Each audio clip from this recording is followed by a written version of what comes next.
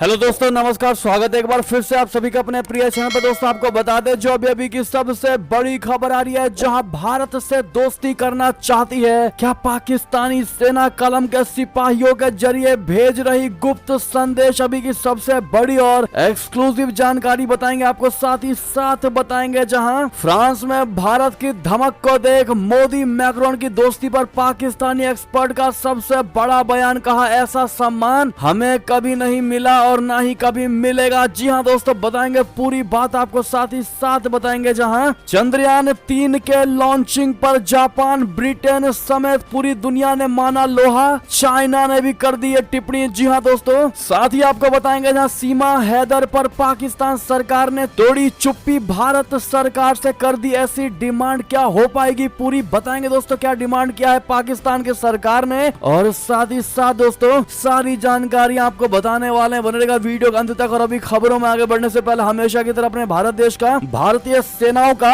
पुरजोर तरीके से समर्थन करते और मानते कि चंद्रयान 3 सक्सेसफुली चंद्रमा पर पहुंचेगा। तो इस वीडियो को भी कर दीजिए लाइक, चैनल कर दीजिए सब्सक्राइब, बेल आइकन दबाइए, साथ ही कमेंट बॉक्स में लिख दीजिएगा जय हिंद। जी हां दोस्तों, तो बात करते हैं पहली और सबसे बड़ी खबर की, जहां क्या भारत से दोस्ती करना चाहती है पाकिस्तानी सेना कलम के सिपाहियों के जरिए भेज रही है गुप्त संदेश। आपको बता दें भारत से 4 युद्धों में हार का मुंह देखने के बाद पाकिस्तानी सेना को अब अपनी गलती का एहसास होने लगा है। यही कारण है कि पाकिस्तानी सेना अब अपने कलम के सिपाहियों के जरिए भारत को इशारा कर रही है। हाल ही में पाकिस्तानी सेना के करीबी माने जाने वाले शहजाद चौधरी नाम के पत्रकार ने एक लेख लिखा, जिसमें उन्होंने भारत और पाकिस्तान की दोस्ती की जमकर वकालत की। पाकिस्तान के जाने माने डिफेंस एक्सपर्ट वजाहत खान ने भी शहजाद चौधरी के इस लेख को भारत के साथ शांति के लिए सैन्य समर्थक आवाज बताया है। उन्होंने कहा है कि पिछले कुछ दिनों में यह पाकिस्तानी सेना के नई दिल्ली तक अपनी आवाज पहुंचाने का एक जरिया बन चुका है। अपने लेख में शहजाद चौधरी ने कहा कि पाकिस्तान और भारत को आपसी बैर छोड़ना होगा, इसमें सबसे पहले कश्मीर आता है। उन्होंने कहा कि कश्मीर सबसे अधिक असाध्य और ठोस मुद्दा है। यही कारण है कि दोनों पक्षों के अधिकांश लोग आम समझ में इसे हल करने की कोशिश किए बिना इससे आगे नहीं बढ़ पाते हैं। उन्होंने कहा कि कश्मीर का मुद्दा भारत के साथ संबंधों को सुधारने के किसी भी प्रयास में सबसे बड़ी रुकावट है। उन्होंने आरोप लगाया कि भारत ने आतंक का हवाला देकर पाकिस्तान को अपनी स्थिति स्पष्ट करने के लिए मजबूर किया है। इससे भारत अपने उद्देश्य में सफल हुआ। हालांकि इस द्वंद्व ने दशकों से कश्मीर मुद्दे की एक विवेकपूर्ण समीक्षा और प्रगति में बाधा डाली है कि कैसे दो दक्षिण एशियाई पड़ोसी बेमुश्किल सह अस्तित्व में रहते हैं। बहरहाल दोस्तों, इन कलम के सिपाहियों के जरिए जिस प्रकार से भारत को गुप्त संदेश भेजा जा रहा है दोस्तों, ऐसे में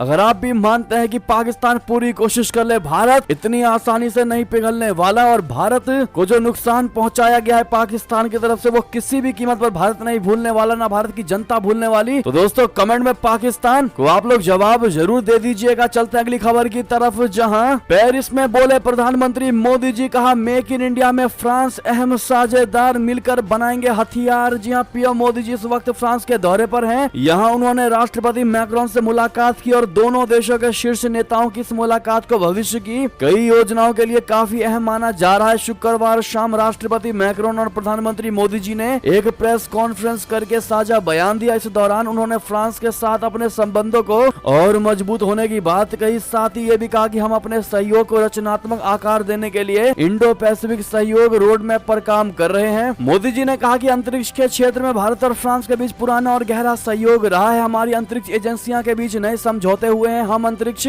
आधारित जैसे क्षेत्रों में अपना सहयोग बढ़ा सकते हैं। उन्होंने कहा कि रक्षा संबंध सदैव हमारे संबंधों का मूल आधार रहे हैं। ये दोनों देशों के बीच गहरे विश्वास का प्रतीक है। फ्रांस मेक इन इंडिया और आत्मनिर्भर भारत में एक महत्वपूर्ण भागीदार है। चाहे वो पनडुब्बी हो या भारतीय नौसेना के जहाज, हम साथ मिलकर न केवल अपनी बल्कि अन्य मित्र देशों के आवश्यकताओं को भी पूरा करना चाहते हैं। जी हाँ दोस्तों, साथ ही साथ इतना ही नहीं, आपको बता दें फ्रांस में भारत की धमक को देख मोदी मैक्रोन की दोस्ती पर पाकिस्तानी एक्सपर्ट्स ने कहा ऐसा सम्मान हमें कभी नहीं मिलेगा। जी हाँ दोस्तों, बता दें फ्रांस में प्रधानमंत्री मोदी जी को देख कर इस्लामाबाद में रनिंग कमेंट्री चल रही थी। फ्रांस की नेशनल डे परेड में भारतीय राफेल ने उड़ान भरी, सारे जहां से अच्छा की धुन बजाई गई। फ्रांस के राष्ट्रपति ने गले लगाकर प्रधानमंत्री मोदी जी का भव्य स्वागत किया और ये सब देखकर पाकिस्तानियों के सीने पर सांप लौटने लगा और दिल में आग लगने लगी। प्रधानमंत्री मोदी जी को फ्रांस का सर्वोच्च सम्मान मिला है। ये पाकिस्तानियों के लिए किसी शौक से कम नहीं है। फ्रांस और भारत की दोस्ती की एक दो नहीं कई तस्वीरें वीडियोस आए हैं। कहीं रेड कारपेट वेलकम हो रहा है तो कहीं गले लगाकर स्वागत किया जा रहा है। 13 जुलाई से फ्रांस से लगातार ऐसा लाइव प्रसारण हो रहा है और पाकिस्तानी बड़ी मुश्किल से इसको बर्दाश्त कर रहे हैं। जी हाँ दोस्तों, पाकिस्तानी पत्रकार यूनुस खान ने कहा कि बहुत ही कम मौके होते हैं जब फ्रांसीसी प्राइम मिनिस्टर खुद एयरपोर्ट जाकर किसी भी मुल्क के प्रमुख को रिसीव करते हैं। पाकिस्तानी एक्सपर्ट मुक्तदर खान ने कहा, हर बार ऐसा कोई स्पेशल गेस्ट नहीं होता तो प्रधानमंत्री मोदी को इनवाइट करना एक्स्ट्रा स्पेशल है। वहीं चीमा साजिद ने कहा, अगर आप कंपैरिजन करें इंडिया के साथ तो हम उनके मुकाबले में हो ही नहीं सकते। उनके अलावा पाकिस्तानी एक्सपर्ट साजिद तरार ने भी कहा कि मोदी साहब का छठा दौरा है और 36 राफेल पहले लिए 26 राफेल आज ले रहे हैं। पाकिस्तानी एक्सपर्ट कमर चीमा ने कहा कि फ्रांस से तकरीबन 26 राफेल मरीन एयरक्राफ्ट खरीदेंगे। जी हाँ दोस्तों, तो वहीं एक पाकिस्तानी यूट्यूबर ने कहा कि भारत के प्रधानमंत्री फ्रांस जाते हैं, वहाँ भारतीय समुदाय है, वो उनका शानदार वेलकम करता है। पाकिस्तान के प्राइम मिनिस्टर जब जाते हैं दूसरे कंट्री में तो पाकिस्तानी वहाँ मौजूद होने के बाद भी उनका वेलकम, उनको रिस्पेक्ट क्यों नहीं करते जितना उनके यानी भारतीय पीएम की रिस्पेक्ट की जाती है। इस पर दूसरा पाकिस्तानी व्यक्ति कहता है कि आप उनके साथ कंपैरिजन कर भी नहीं सकते। माफी के साथ कह रहा हूँ, मैं देशभक्त पाकिस्तानी हूँ लेकिन रियलिटी को पसंद करता हूँ। और रियलिटी ये है कि हम उनके साथ कंपैरिजन ही नहीं कर सकते। जी हाँ, पाकिस्तान का क्लियर कहना है कि भारत के साथ अब हम किसी भी प्रकार का तुलना नहीं कर सकते। आप किसी भी चीज को उठा लो, भारत हमसे हर चीज में इतना आगे निकल चुका है कि अब तुलना करने के लायक ही हम नहीं बचे। यानी कि दोस्तों खुद पाकिस्तानी अब इन बातों को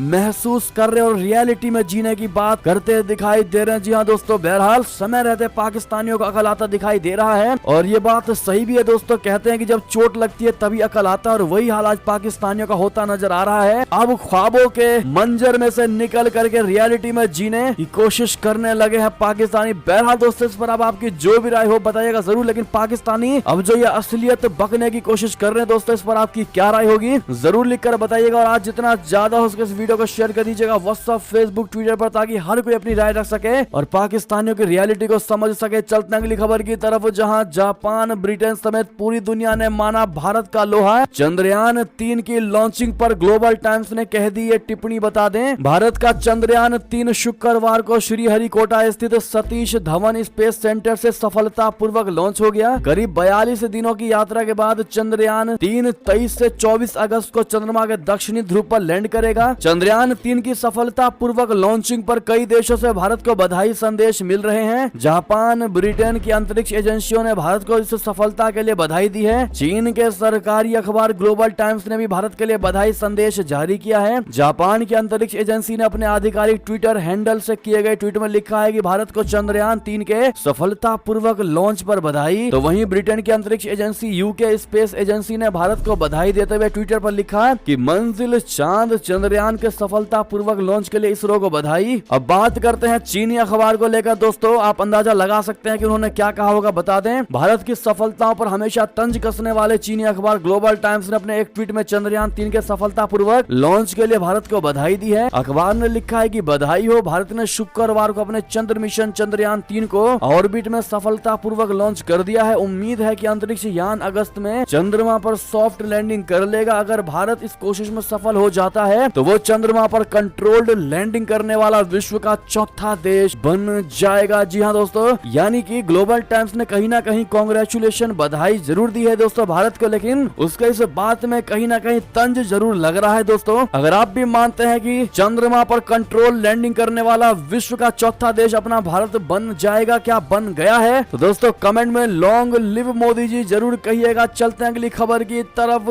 जहां पर अगले महीने प्रधानमंत्री मोदी जी और राष्ट्रपति पुतिन की होगी मुलाकात। ब्रिक्स सम्मेलन में भाग लेंगे ये दोनों नेता। जी हां, प्रधानमंत्री नरेंद्र मोदी जी ब्रिक्स सम्मेलन में हिस्सा लेने दक्षिण अफ्रीका जाएंगे। रशिया के राष्ट्रपति व्लादिमीर पुतिन भी इस सम्मेलन में भाग लेने आ रहे हैं। दक्षिण अफ्रीका के राष्ट्रपति ने शुक्रवार को इस बात का ऐलान किया है कि ब्रिक्स सम्मेलन में भाग लेने के लिए सभी सदस्य देश के प्रमुख जोहान्सबर्ग में उपस्थित रहेंगे और इस साल ब्रिक्स सम्मेलन दक्षिण अफ्रीका के जोहान्सबर्ग में 22 से 24 अगस्त को हो रहा है। TV9 संवाददाता मनीष झा को आधिकारिक सूत्रों से मिली जानकारी के मुताबिक भारत ने ब्रिक्स सम्मेलन में प्रधानमंत्री मोदी के जाने की पुष्टि कर दी है। क्रेमलिन ने भी रूसी राष्ट्रपति के वहां जाने पर हामी भर दी है। प्रधानमंत्री नरेंद्र मोदी के अमेरिकी दौरे से लौटने के बाद उन्होंने रूसी राष्ट्रपति व्लादिमीर पुतिन से फोन पर बात भी की थी। पुतिन ने उन्हें वैगनर आर्मी के बगावत के बारे में एवं उससे निपटने के प्रयासों के बारे में जानकारी दी थी। प्रधानमंत्री मोदी ने इस पर अपना समर्थन भी जताया था। चलते हैं दोस्तों अगली खबर की तरफ, जहां सीमा हैदर पर पाकिस्तान ने तोड़ी चुप्पी, भारत से कर दी ऐसी डिमांड, क्या होगी पूरी बता दें। पबजी के प्रेम जाल में अवैध रूप से पाकिस्तान से भारत पहुंची सीमा हैदर को लेकर पाकिस्तान सरकार की पहली आधिकारिक प्रतिक्रिया आई है। ऑफिशियल रिएक्शन आया है दोस्तों। पाकिस्तान के विदेश मंत्रालय मोफा ने भारत सरकार से खबर को प्रमाणित करने और सीमा की सलामती के बारे में जानकारी देने को कहा है। पाकिस्तान के विदेश मंत्रालय ने यह भी अनुरोध किया है कि सीमा को तत्काल आधार पर राजनयिक पहुंच भी दी जाए। पिछले करीब 10 दिनों में यह पहला मौका है जब पाकिस्तानी सरकार की तरफ से कोई एक्शन लेने की बात कही गई है। फिलहाल विदेश विभाग ने कहा है कि उसे अभी भारत की तरफ से जवाब का इंतजार है। विदेश मंत्रालय ने पाकिस्तान की सरकार की तरफ से सीमा को काउंसलर एक्सेस मुहैया कराने के लिए भी कहा है। पाकिस्तान के विदेश मंत्रालय इस बयान के बाद अब भारत की ओर से इस पर क्या जवाब होगा इसका इंतजार है। तो वहीं सीमा हैदर के पति गुलाम हैदर का कहना है कि वो कराची में पहले रिक्शा चलाता था, बीवी बच्चों की खातिर ही वो पैसा कमाने सऊदी अरब गया था। उसने पैसे जोड़कर घर खरीदा था जिसे बेचकर सीमा भारत भाग गई और चारों बच्चों को भी अपने साथ लेकर गई। अब गुलाम लगातार अपील कर रहा है कि सीमा को जेल में रखा जाए या पाकिस्तान वापस भेज दिया जाए। जी हाँ दोस्तों, बहरहाल अब देखना ये होगा कि भारत सरकार इस पर ऑफिशियल क्या जानकारी देती है पाकिस्तान को। साथ ही साथ अगली खबर की बात करें, जहां फ्रांस के राष्ट्रपति मैक्रोन को लिफाफे में भेजी गई इंसान की कटी हुई उंगलियां, जांच शुरू। जी हाँ, फ्रांस के राष्ट्रपति इमैनुअल मैक्रोन को किसी ने फर्स्ट क्लास पोस्ट के जरिए कटी हुई उंगलियां भेजी है। ये उंगली किसी जीवित इंसान की मानी जा रही है। इन्हें एक लिफाफे में सोमवार को पेरिस स्थित एलिसी पैलेस यानी राष्ट्रपति भवन में भेजा गया था। राष्ट्रपति के आधिकारिक आवास के एक सूत्र ने बताया कि उंगलियों को शुरुआत में फ्रिज में रखा गया था, जहां पुलिस अपने स्नैक्स रखती है ताकि ये खराब ना हो और जितना जल्दी हो सके इनकी जांच की जा सके। मिरर यूके की रिपोर्ट के अनुसार जब जांच की गई तो पता चला कि उंगलियां जिंदा इंसान की हैं। इसकी एक मेडिकल रिपोर्ट तैयार की गई है। हालांकि पार्सल में केवल उंगलियां थी, इसके साथ कोई नोट या चिट्ठी नहीं थे। इससे जांचकर्ता हैरान है। सूत्र ने कहा कि उंगलियां जिसकी हैं उससे संपर्क किया गया, उसे पूरा मेडिकल सपोर्ट भी दिया गया है। हालांकि मेडिकल गोपनीयता के चलते उसकी पहचान नहीं बताई जा सकती। जी हाँ दोस्तों, अभी ये भी साफ नहीं हो पाया है कि राष्ट्रपति को भला कोई कटी हुई इंसान की उंगलियां क्यों भेजेगा। चलते हैं दोस्तों अगली खबर की तरफ, जहां अरुणाचल भारत का अभिन्न अंग। पीएम मोदी के दौरे के एक महीने के अंदर ही संसदीय कमेटी ने पास किया बड़ा प्रस्ताव। जी हाँ, चीन लगातार भारत की सीमाओं पर घुसपैठ कर रहा है। हाल ही में भारत के अरुणाचल प्रदेश के कुछ हिस्सों पर चाइना ने कब्जा कर लिया है। उसका कहना है कि ये क्षेत्र उसके देश के अंतर्गत आते हैं, जबकि अमेरिका भारत का पक्ष ले रहा है। अमेरिकी संसद की सीनेट कमेटी ने अरुणाचल प्रदेश को भारत के अभिन्न अंग के रूप में मान्यता देने वाला एक प्रस्ताव पारित किया है। बता दें, ये प्रस्ताव प्रधानमंत्री नरेंद्र मोदी की अमेरिका यात्रा के एक महीने के अंदर ही संसदीय कमेटी ने पास कर दिया है। जी हाँ, संसद के कार्यकारी आयोग के सह अध्यक्ष सीनेटर जेफ मर्कले ने कहा कि अमेरिका पूरी दुनिया में स्वतंत्रता और कानून आधारित पद्धति का समर्थन करता है। ये प्रस्ताव साफ कर देता है कि अमेरिका अरुणाचल प्रदेश को भारत का अभिन्न अंग मानता है, न कि पीपल्स रिपब्लिक ऑफ चाइना का। जी हाँ दोस्तों, इसके लिए थैंक यू अमेरिका, यूएस जरूर कहिएगा आप लोग। चलते हैं अगली खबर की तरफ, जहां रशिया की सीमा के पास नाटो ने बरसाया बारूद। एयर डिफेंस टेस्ट से पुतिन की बढ़ गई चिंता। बता दें, नाटो ने रशिया की सीमा से सटे लिथुआनिया में शिखर सम्मेलन के बाद अब बड़ा हवाई अभ्यास किया है। इस दौरान नाटो ने हवा में दुश्मन की मिसाइलों और लड़ाकू विमानों को मार गिराने का अभ्यास किया। इस अभ्यास के दौरान नाटो देशों के लड़ाकू विमानों में हवा में ईंधन भी भरा गया। लिथुआनिया नाटो का सक्रिय सदस्य है। इसकी सीमा बाल्टिक सागर में मौजूद रूसी सैन्य अड्डे कैलिनिनग्राद से मिलती है। कैलिनिनग्राद में रूसी परमाणु मिसाइलों का जखीरा भी है। यहाँ पर रूसी नौसेना की उत्तरी फ्लीट का मुख्यालय भी है। रूसी कैलिनिनग्राद सही पूरे बाल्टिक सागर पर नजर भी रखता है। जी हाँ, इतना ही नहीं दोस्तों, आपको रशिया से जुड़ी खबर बता दें, जहाँ वैगनर आर्मी को नई जिम्मेदारी दी गई है। बेलारूस में सैनिकों को युद्ध के लिए ट्रेनिंग दे रही है। जी हाँ दोस्तों, यूक्रेन और रशिया के बीच चल रहे युद्ध के बीच बेलारूस के रक्षा मंत्रालय द्वारा दिए गए ताजा बयान ने चिंता बढ़ा दी है। शुक्रवार को मंत्रालय ने बताया है कि बेलारूस में रशिया की वैगनर आर्मी बेलारूस के सैनिकों को ट्रेनिंग दे रही है। मंत्रालय ने एक वीडियो जारी किया जिसमें वैगनर आर्मी को राजधानी मिन्स्क से लगभग 90 किलोमीटर यानी 26 मील दक्षिण पूर्व में ओसिपोविची शहर के पास एक आर्मी रेंज में बेलारूसी सैनिकों को ट्रेनिंग देते हुए दिखाया गया है। जी हाँ, बात करते हैं दोस्तों अगली खबर की, जहां अगस्त में कार्यवाहक सरकार को कार्यभार सौंपेंगे पीएम शहबाज शरीफ। कहा, बारूदी बारूदी सुरंगों को किया साफ। बता दे पाकिस्तान के प्रधानमंत्री शहबाज शरीफ ने गुरुवार को राष्ट्र को आश्वासन दिया है कि उनकी सरकार आम चुनावों के माध्यम से नेतृत्व करने के लिए अगस्त में सरकार की बागडोर एक अंतरिम व्यवस्था को सौंप देगी। टेलीविजन पर राष्ट्र के नाम संबोधन में शहबाज शरीफ ने यह भी कहा कि उनकी सरकार ने पूर्व प्रधानमंत्री इमरान खान की ओर से पाकिस्तान के हितों के रास्ते में फैलाई गई बारूदी सुरंगों को साफ कर दिया है। जी हाँ, इससे एक दिन पहले शरीफ ने इस्लामाबाद में एक समारोह में कहा था कि अंतरिम सरकार और चुनाव का मार्ग प्रशस्त करने के लिए 14 अगस्त को अपना कार्यकाल पूरा करेगी। चलते हैं दोस्तों अगली खबर की तरफ, जहां कूनो नेशनल पार्क में नहीं रुका मौतों का सिलसिला। एक और चीते की हुई मौत, पिछले 4 महीने में 8वीं डेथ। जी हाँ दोस्तों, मध्य प्रदेश के कूनो नेशनल पार्क से लगातार बुरी खबर सामने आ रही है। साउथ अफ्रीका से लाए गए एक और नर चीते सूरज की कल मौत हो गई। बीते मंगलवार यानी 11 जुलाई को भी एक नर चीते तेजस की मौत हुई थी। आपको याद होगा बीते 4 महीनों में कूनो में 3 शावक समेत सूरज को मिलाकर अब 8 चीतों की मौत हो चुकी है। बता दें कि पिछले साल प्रधानमंत्री नरेंद्र मोदी जी के जन्मदिन पर नामीबिया से चीते लाए गए थे। इनके रहने के लिए मध्य प्रदेश के कूनो नेशनल पार्क में इंतजाम किया गया था, लेकिन शायद इन चीतों को भारत का वातावरण रास नहीं आया। चीतों की लगातार मौत का सिलसिला थम नहीं रहा, जबकि चीतों को बचाने नेशनल टाइगर अथॉरिटी ने 11 सदस्यीय चीता स्टीयरिंग कमेटी बनाई है। सबसे पहले 25 मार्च को मादा चीता शाशा की मौत हुई थी। हालांकि 27 मार्च को ज्वाल चीता ने 4 शावकों को जन्म दिया था, लेकिन इनमें से अब तक 3 की मौत हो चुकी है। इसके बाद चीता उदय और दक्षा चीता की भी मौत हो चुकी है। जी हाँ दोस्तों, ऐसे में इसका सबसे बड़ा कारण आपको क्या लग रहा है कि टोटल 8 चीतों की मौत हो चुकी है, जिनमें 3 शावक भी मौजूद थे। बहरहाल दोस्तों, इस पर आपकी अब जो भी राय होने वाली हो कमेंट में लिखकर अवश्य बताइएगा। चलते हैं अगली खबर की तरफ, जहां मियां मुसलमान के चलते सब्जियां हुई महंगी। असम के सीएम हिमंता बिश्व शर्मा के बयान पर मच गया विवाद। बताते इन दिनों देश भर में सब्जियों की कीमत चर्चा का विषय बनी हुई है। इस बीच असम के मुख्यमंत्री हिमंता बिश्व शर्मा ने सब्जियों की महंगाई के लिए मियां मुसलमानों को जिम्मेदार बताया है। शर्मा ने असम में सब्जियों की महंगाई पर सवाल पूछा गया था। उनसे पूछा गया था कि गुवाहाटी में सब्जियां इतनी महंगी क्यों हैं, जिसके जवाब में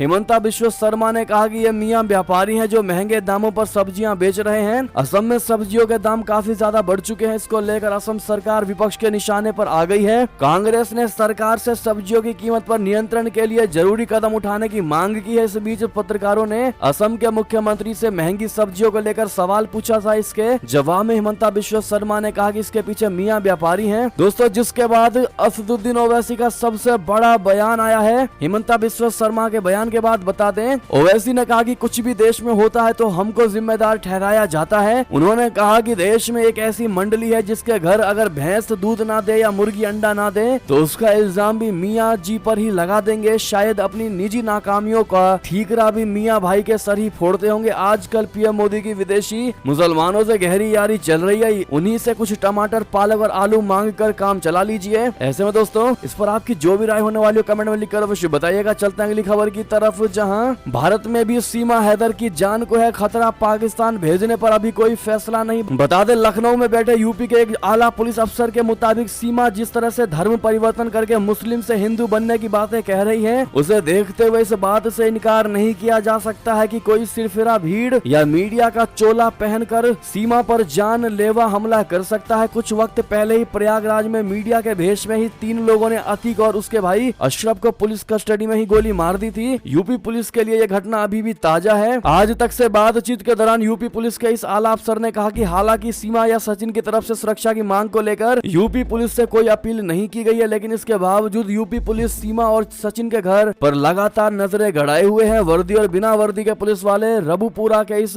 घर के इर्द गिर्द खामोशी से तैनात है। जी हाँ दोस्तों, एक और खबर आपको बता दें, जहां आ गया सस्ता टमाटर, दिल्ली में बिकने लगा। जी हाँ, कहां मिलेगा आपको बता दें। देश में टमाटर की कीमतों को लेकर हर ओर चर्चा जारी है। रिटेल मार्केट में इसका भाव 300 रुपए प्रति किलोग्राम तक पहुंच चुका है, लेकिन क्या आपको पता है कि दिल्ली और एनसीआर में ये लाल टमाटर बेहद ही कम दाम पर मिल रहा है। सरकार की पहल के चलते दिल्ली एनसीआर में टमाटर 90 रुपए प्रति किलो के दाम पर बेचा जा रहा है। सस्ते में टमाटर की बिक्री शुक्रवार को शुरू हो गई है। बीते 1.5 महीने में जिस तेजी से टमाटर की कीमतें बढ़ी हैं, उससे लोगों ने इससे दूरी बना ली थी। लोगों को राहत देने के लिए और इसके भाव में कमी लाने के लिए कंज्यूमर अफेयर मिनिस्ट्री ने एक दमदार प्लान तैयार किया और बुधवार को इस संबंध में नेफेड और एनसीसीएफ के लिए निर्देश जारी कर दिए हैं। दोस्तों, इस प्लान के तहत मंत्रालय ने दूसरे राज्यों से टमाटर खरीदकर दिल्ली एनसीआर में सस्ते दाम पर बेचने के लिए निर्देशित किया था। ये टमाटर आंध्र प्रदेश, कर्नाटक, कर्नाटका और महाराष्ट्र से खरीदे जाने को कहा गया था। अब शुक्रवार को एनसीसीएफ की ओर से टमाटर की बिक्री शुरू कर दी गई है। कहां ये मिल रहा है दोस्तों, ये सारी जानकारी आप स्क्रीन पर देख ही पा रहे होंगे। बहरहाल दोस्तों, आपके यहाँ पर टमाटर के क्या भाव है हमेशा की तरह कमेंट में जरूर लिखकर बताइएगा आज के क्या भाव है। साथ ही साथ अंतिम खबर आपको बता दें, जहां बाढ़ से जूझ रही दिल्ली में आज बारिश का येलो अलर्ट, 3 दिन और बरसेंगे बदरा, घटेगा तापमान, बढ़ेगी परेशानी। जी हां, बाढ़ से जूझ रही दिल्ली में शनिवार को बारिश होने के आसार हैं। मौसम विभाग ने शनिवार के लिए येलो अलर्ट जारी करके मध्यम स्तर की बारिश होने की संभावना जताई है। इससे अलग सप्ताह 1 से 2 दिन तापमान में गिरावट हो सकती है। मौसम विभाग के अनुसार शुक्रवार से लगातार दिल्ली के कुछ इलाकों में हल्की बारिश हो रही है। इस कारण से तापमान सामान्य से 1 डिग्री कम यानी 34 डिग्री